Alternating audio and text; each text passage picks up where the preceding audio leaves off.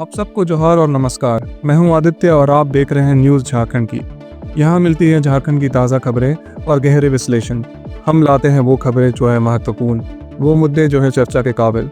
तो वक्त हो चला है आज शाम की झारखंड की 25 मुख्य खबरों को जानने का और उनसे अपडेट होने का। और इसके साथ अगर आप चैनल पर नए हैं तो कृपया सब्सक्राइब कर बेल आइकन प्रेस कर दें ताकि आप तक झारखंड की हर एक महत्वपूर्ण अपडेट पहुँचती रहे। तो चलिए शुरुआत करते हैं आज की पहली मुख्य खबर से। मैया योजना की लाभुक महिलाओं के लिए खुशखबरी, उद्यमिता और सशक्तिकरण की पहल। राज्य सरकार मैया योजना की महिलाओं को समाज के विकास में सक्रिय भूमिका निभाने और उद्यमिता बढ़ाने का अवसर प्रदान कर रही है। ग्रामीण विकास मंत्री दीपिका पांडे सिंह ने इन महिलाओं को स्वयं सहायता समूहों से जोड़ने का निर्देश दिया है ताकि 31 मार्च 2025 तक हर गांव में स्वयं सहायता समूहों का विस्तार किया जा सके और मैया योजना की लाभुक महिलाओं को इन समूहों से जोड़ा जा सके। इस योजना के तहत 56 लाख महिलाओं को हर माह 2500 रुपए की सहायता मिल रही है और वित्तीय वर्ष 2024-25 में सरकार 17,000 करोड़ खर्च कर रही है। यह कदम महिला सशक्तिकरण और आर्थिक स्वतंत्रता को नई दिशा देने का एक महत्वपूर्ण प्रयास है। HMPV अलर्ट, राज्य के सभी जिलों में डॉक्टर प्रतिनियुक्त कर जांच का निर्देश। महाराष्ट्र में ह्यूमन मेटान्यूमो वायरस HMPV के नए मामले सामने आने के बाद केंद्र ने राज्य को इन रोगों की निगरानी तेज करने को कहा है। झारखंड में सर्वेलेंस शुरू हुआ लेकिन स्वास्थ्य सेवाओं की तैयारियां कमजोर दिखी। रांची के रिम्स में वेंटिलेटर कबाड़ हो चुके हैं, सदर अस्पताल के ऑक्सीजन प्लांट बंद है और कई जिलों में RT-PCR किट तक उपलब्ध नहीं है।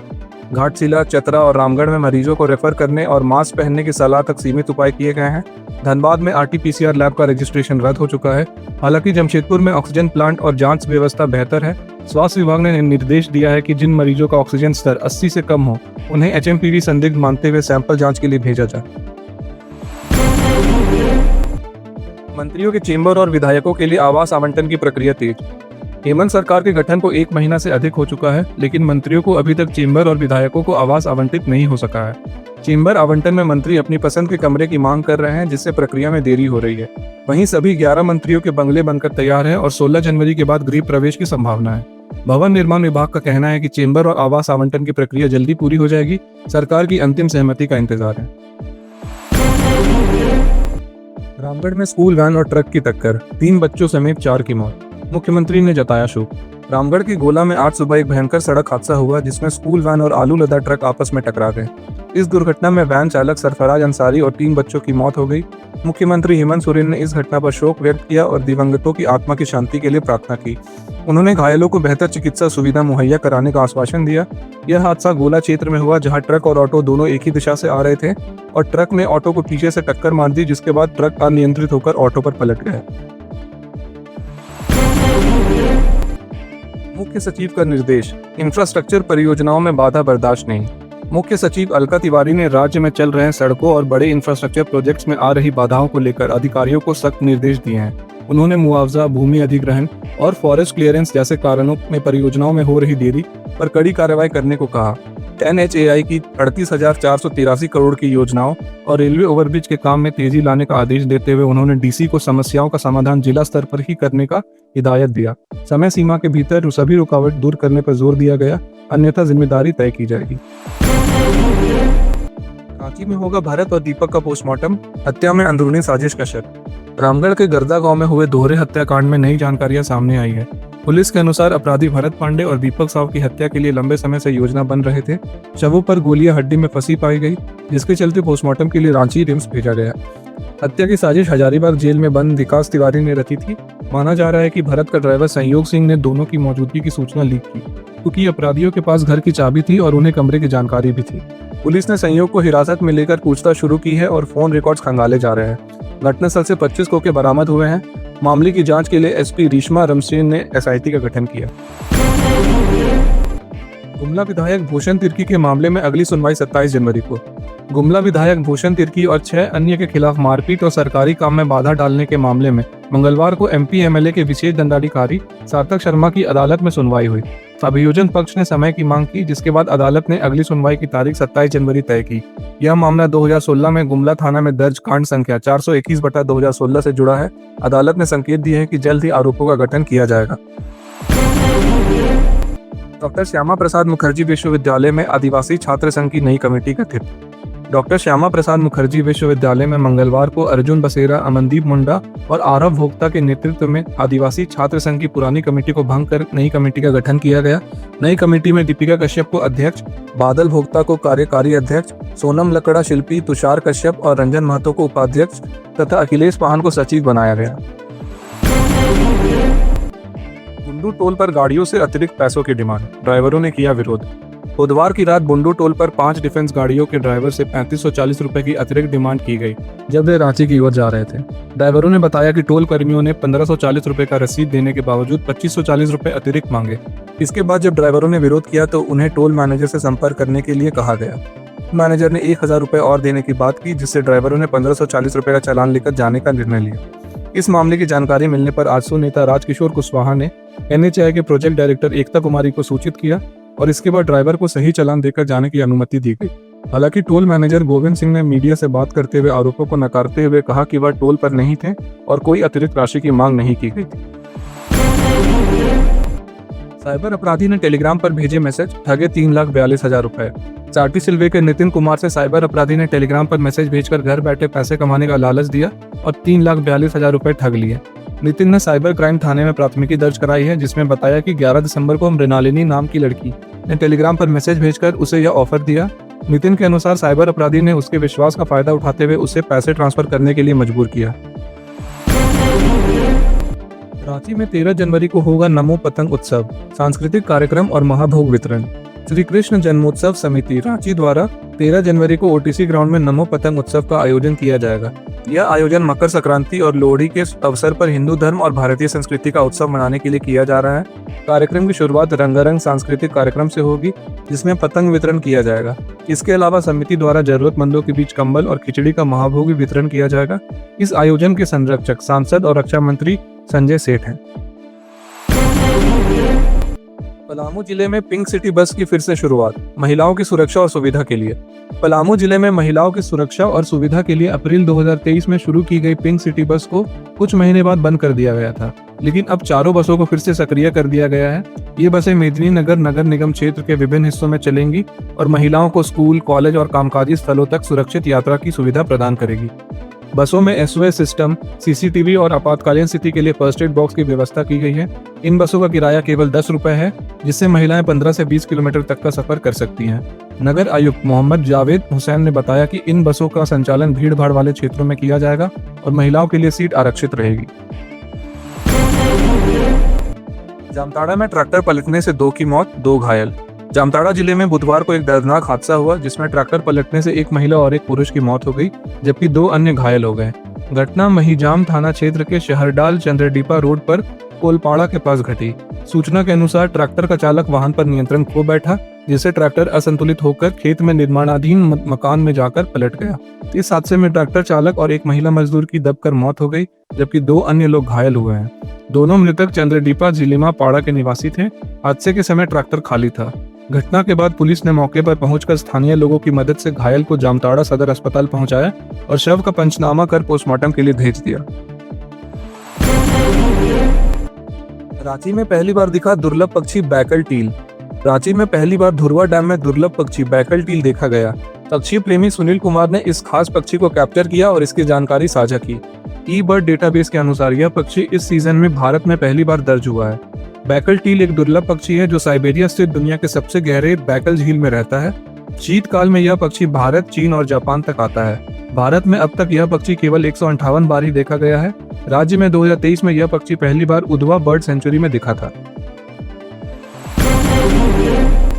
झारखंड सरकार की नई योजना, SC, ST, OBC छात्रों के लिए दिल्ली में UPSC तैयारी। झारखंड सरकार SC, ST और OBC वर्ग के मेधावी छात्रों को दिल्ली में UPSC की तैयारी कराने की योजना बना रही है।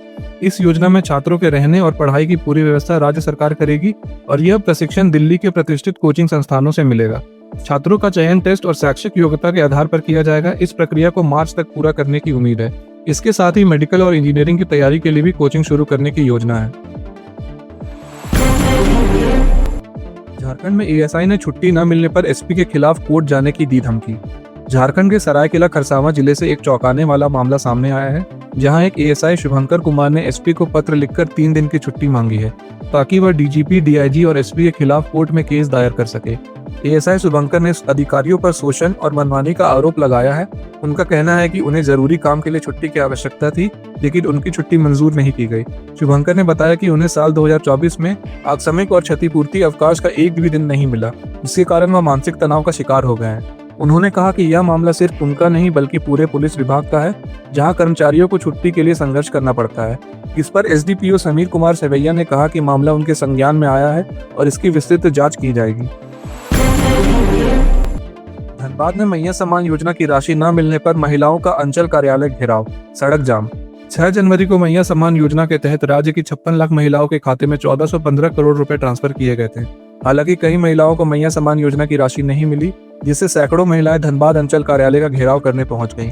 उनका आरोप है कि उन्होंने कई बार फॉर्म भरा, लेकिन उनके खातों में पैसे नहीं आए। घेराव के कारण अंचल कार्यालय के पास सड़क जाम हो गई और वाहनों की लंबी कतारें लग गई।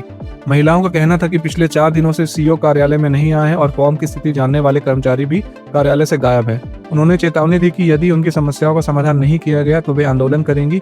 महिलाएं रणधीर वर्मा चौक पर धरना की योजना बनाकर कार्यालय से रवाना हो गई। चान्हो में अबुआ आवास का जियो टैग पंचायत सचिव करेंगे, मंत्री शिल्पी नेहा तिर्की का आदेश। चान्हो में अबुआ आवास योजना के जियो टैगिंग का कार्य पंचायत सचिव द्वारा किया जाएगा, जिसे लेकर राज्य मंत्री शिल्पी नेहा तिर्की ने आदेश जारी किया है। पहले यह कार्य पंचायत स्वयं सेवकों के जिम्मे था, लेकिन अब इसे पंचायत सचिवों को सौंपा गया है। इसके अलावा मंत्री ने जन सेवकों को कृषि से संबंधित कार्यों को देखे जाने का आदेश भी दिया है। यह कदम सरकारी कार्यों को सुचारू प्रगति के लिए उठाया गया है। चोरों ने धनबाद के हरिहरपुर में नल जल योजना का पंप और पाइप चुराया, पानी की आपूर्ति प्रभावित। धनबाद के हरिहरपुर थाना क्षेत्र के तुरसाबाद स्थित हरि मंदिर के पास हर घर नल जल योजना के तहत लगी जलमीनार से बीती रात चोरों ने मोटर पंप और पाइप चुरा लिए, जिससे वहां के ग्रामीणों को पानी की भारी दिक्कत हो रही है।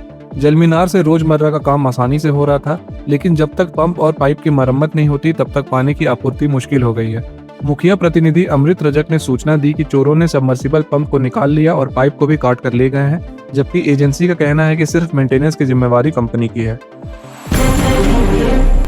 झारखंड पुलिस के पास पुराने वाहन, नई खरीदारी का प्रस्ताव लंबित। झारखंड पुलिस के पास कानून व्यवस्था बनाए रखने के लिए आवश्यक वाहन अभी भी पुराने और खराब हैं। राज्य सरकार ने पुलिस थानों को आधुनिक बनाने के लिए 1255 छोटे 4 पहिए और 1657 2 पहियों वाहन की खरीदारी का प्रस्ताव भेजा है, लेकिन यह प्रस्ताव लंबित पड़ा है। वर्तमान में पुलिस के पास 1734 4 पहिए वाहनों में से 418 खराब हो गए हैं और 1196 वाहन 15 साल पुराने हैं। इसके साथ ही 1397 बाइकों में से 180 खराब पड़ी हुई हैं। पुलिस कर्मियों इन पुराने वाहनों का मरम्मत करके कानून व्यवस्था की जिम्मेदारी निभा रहे हैं। पुलिस मुख्यालय के अनुसार नए वाहनों की खरीदारी नहीं होने तक यह स्थिति जारी रहेगी, जिससे पुलिस के कामकाज पर असर पड़ रहा है। सुप्रीम कोर्ट ने झारखंड राज्य सूचना आयोग में रिक्त पदों को भरने का निर्देश दिया। सुप्रीम कोर्ट ने झारखंड राज्य सूचना आयोग में रिक्त पदों को जल्द भरने का निर्देश दिया है। कोर्ट ने झारखंड सरकार और विधानसभा में विपक्षी दलों के रवैये पर नाराजगी जताई, विशेष रूप से सूचना आयुक्तों की नियुक्ति में हो रही देरी पर। जस्टिस सूर्यकांत और जस्टिस एन कोटेश्वर सिंह की पीठ ने कहा कि बार बार निर्देश दिए जाने के बावजूद अब तक नियुक्ति प्रक्रिया शुरू नहीं की गई। अदालत ने विपक्षी दलों को 2 सप्ताह के भीतर चयन समिति के लिए अपने एक सदस्य को नामित करने का आदेश दिया है, ताकि नियुक्ति प्रक्रिया आगे बढ़ा सके। झारखंड में डीजीपी और आईजी की नियुक्ति अब उत्तर प्रदेश की तर्ज पर होगी। झारखंड में डीजीपी और आईजी की नियुक्ति अब उत्तर प्रदेश के तर्ज पर नाम निर्देशन समिति द्वारा की जाएगी।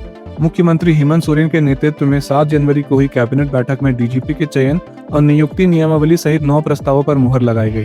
कैबिनेट सचिव वंदना दादेल ने बताया कि अब तक डीजीपी के चयन के लिए राज्य सरकार द्वारा यूपीएससी को एक सूची भेजी जाती थी, लेकिन अब इस प्रक्रिया के तहत हाई कोर्ट के सेवानिवृत्त जज के नेतृत्व में एक नाम निर्देशन समिति का गठन किया जाएगा। इस समिति में राज्य के मुख्य सचिव, यूपीएससी द्वारा नामित सदस्य, जेपीएससी के अध्यक्ष या उनके द्वारा नामित सदस्य, प्रधान सचिव गृह विभाग और झारखंड में सेवारत सेवानिवृत्त पुलिस महानिदेशक होंगे। यह समिति डीजीपी और आईजी के लिए पैनल तैयार करेगी। केंद्र ने झारखंड से पेशा नियमावली जल्द अधिसूचित करने की अपील की। केंद्र सरकार ने झारखंड से पेशा नियमावली को शीघ्र अधिसूचित करने का आग्रह किया है। केंद्रीय मंत्री एसपी बघेल ने राज्य के ग्रामीण विकास मंत्री दीपिका पांडे सिंह को पत्र लिखकर इस प्रक्रिया को तेज करने का अनुरोध किया। पेशा अधिनियम 1996 में लागू हुआ था, लेकिन झारखंड अब तक नियमावली को अधिसूचित नहीं कर पाया है। झारखंड हाईकोर्ट ने डीजी होमगार्ड अनिल पाल्टा के खिलाफ अवमानना याचिका खारिज की। झारखंड हाईकोर्ट ने मंगलवार को डीजी होमगार्ड अनिल पाल्टा और अन्य सरकारी अधिकारियों के खिलाफ अवमानना याचिका खारिज कर दी। कोर्ट ने बताया कि सरकार ने पहले ही होमगार्ड को पुलिस कांस्टेबलों के समान वेतन लाभ देने का निर्णय लिया है, जो 10 अगस्त 2024 से लागू था। इस पर कोर्ट ने सरकार को 2 महीने के भीतर बकाया भुगतान करने का आदेश दिया। हालांकि 2017 से बकाया लाभों का भुगतान स्थगित है। मामले में डीजी होमगार्ड अनिल पाल्टा ने व्यक्तिगत पेशी के आदेश का पालन नहीं किया, जिसके बाद उन्होंने माफी मांगी और अवमानना याचिका वापस ले ली। झारखंड में रैश ड्राइविंग पर सख्ती, सोशल मीडिया पर रील्स बनाने वालों का लाइसेंस रद्द होगा। झारखंड पुलिस ने बढ़ती सड़क दुर्घटनाओं को रोकने के लिए सख्त कदम उठाने का फैसला किया है। एसएसपी किशोर कौशल ने बैठक में यह निर्णय लिया कि सोशल मीडिया पर रील्स बनाने के चक्कर में तेज रफ्तार से वाहन चलाने वालों का ड्राइविंग लाइसेंस रद्द कर दिया जाएगा। जमशेदपुर में हर साल 300 से अधिक सड़क हादसों में 200 से ज्यादा रैश ड्राइविंग के कारण होते हैं। पुलिस ने रैश ड्राइविंग के मामले में हाल ही में 6 युवकों को गिरफ्तार किया और उनकी बाइक जब्त की। अब पुलिस सड़क सुरक्षा को लेकर जागरूकता अभियान चलाएगी और रैश ड्राइविंग करने वालों के लाइसेंस रद्द करेगी। ये थी आज शाम की झारखंड की 25 मुख्य खबरें। ऐसे ही झारखंड की मुख्य खबरों को जानते रहने के लिए हमारे चैनल को सब्सक्राइब कर बेल आइकन प्रेस कर दें। मिलते हैं कल सुबह 5 बजे। धन्यवाद।